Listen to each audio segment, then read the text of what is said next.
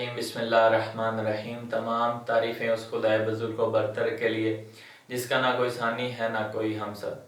درود لا محدود محبوب خدا حضرت محمد مصطفیٰ صلی اللہ علیہ وآلہ وسلم، ان پر، ان کی آل پاک پر اور ان کے جانثار اصحاب پر۔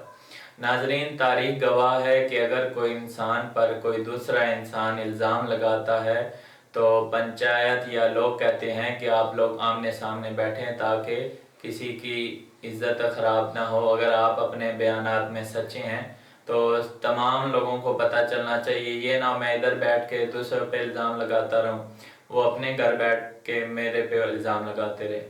تو اسی طرح سید اقرار الحسن صحافت کے جو بہت مشہور لوگ ہیں، انہوں نے حق خطیب سرکار پر یہ الزام ان پہ لگایا کہ یہ شعبدہ باز ہیں یا یہ اپنی ٹرکس استعمال کر کے لوگوں کو اپنی طرف مائل کر رہے ہیں اور یہ حقیقت میں نہیں ہے۔ تو دوسری طرف حق خطیب سرکار جو ہیں وہ بھی ایک عظیم شخصیت ہیں، ان کے بھی لوگ کافی سارے مرید ہیں۔ تو حق خطیب سرکار اور سید اقرار الحسن جو ہیں صحافت میں، ان کو اویس ربانی بھائی نے اکٹھا کرنے کا ایک پلان بنایا کہ ان دونوں شخصیات کو آمنے سامنے بٹھایا جائے۔ صحافت میں جو صحافت ہوتی ہے، لوگ ان کا کام یہی ہوتا ہے کہ جو باطل کے لوگ ہیں ان کو سامنے لایا جائے، یا جو غلط کام کر رہے ہیں، جو 2 نمبر کام کر رہے ہیں، ان کو سب لوگوں کے سامنے لایا جائے کہ یہ لوگ جو ہیں اسلام کا لبادہ اوڑھ کر یا دوسرے لبادے اوڑھ کر لوگوں کو گمراہ کر رہے ہیں۔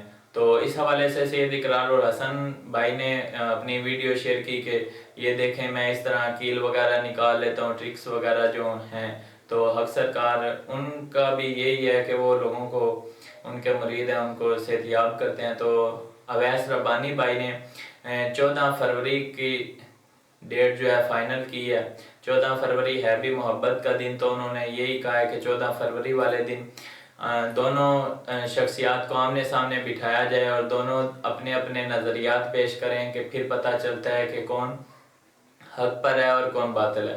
اب 14 فروری کی تاریخ تو فائنل ہو گئی ہے، تو اب دیکھنا یہ ہے کہ ان دونوں میں سے کون بھاگتا ہے۔ ہمیشہ وہی لوگ بھاگتے ہیں جو جھوٹ بولتے ہیں اور سچے انسان پر الزام لگاتے ہیں۔ اب یہ کہتے ہیں وہ شعبدہ باز ہے اور ان کے بھی عزت کا مسئلہ ہے، تو اگر یہ اقرار الحسن بھائی بھاگے تو پھر وہ سچے ہیں، اگر وہ بھاگے تو یہ پھر سچے ہیں۔ اب 14 فروری کی تاریخ جو ہے وہ فائنل ہوئی ہے ان دونوں شخصیات کو آمنے سامنے بٹھانے کے لیے، اور انہوں نے اویس ربانی بھائی نے کہا ہے کہ اگر دونوں اپنا منتخب کرتے ہیں، اگر اس سے پہلے بھی کوئی تاریخ کہتے ہیں تو اس وقت بھی ہم ملا لیتے ہیں، ہم دونوں اپنا بتائیں کہ آمنے سامنے ہونا چاہتے ہیں یا کیا ہے۔